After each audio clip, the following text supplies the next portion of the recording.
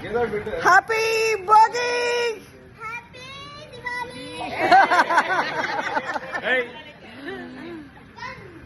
Have a great day.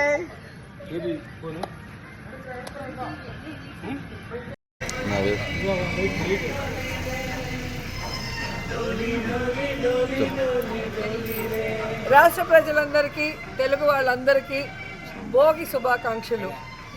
ఈరోజు నగరిలో మా బంధుమిత్ర పిల్లలతో సహా చాలా సంతోషంగా భోగి సంబరాలు, భోగి మంటలు వేసి అందరం కూడా చాలా హ్యాపీగా జరుపుకున్నాం.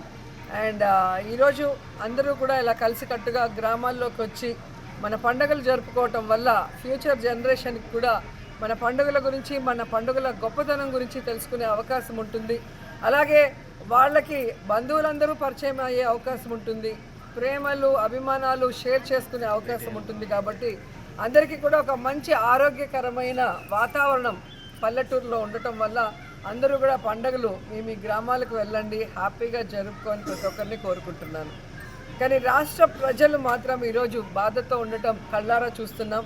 నగిరి నియోజకవర్గంలో కూడా మేము గ్రామాలకు వెళ్ళినప్పుడు గతంలో జగన్మోహన్ రెడ్డి గారు ముఖ్యమంత్రిగా ఉన్నప్పుడు పేదవాళ్ళు కానీ, రైతులు కానీ, మహిళలు కానీ ఏ విధంగా సంబరాలు జరుపుకున్నారు. ఏ పండుగ వచ్చినా కూడా, ముఖ్యంగా భోగి పండుగ, సంక్రాంతి పండుగ రైతులకు సంబంధించిన వాళ్ళు కొత్త బట్టలతో, పిండి వంటలతో, బంధువర్గంతో ఎంత హ్యాపీగా ఉన్నారు. కానీ ఈరోజు కూటమి ప్రభుత్వం ఇచ్చిన ఏ వాగ్దానం కూడా నెరవేర్చకపోవటం వల్ల, ముఖ్యంగా కరెంటు ఛార్జీలు పెంచి నిత్యావసర వస్తువుల ధరలు పెంచడం వల్ల ఏ విధంగా ఇబ్బంది పడి పండుగ జరుపుకోలేని పరిస్థితి ఉందో మనం చూస్తున్నాం.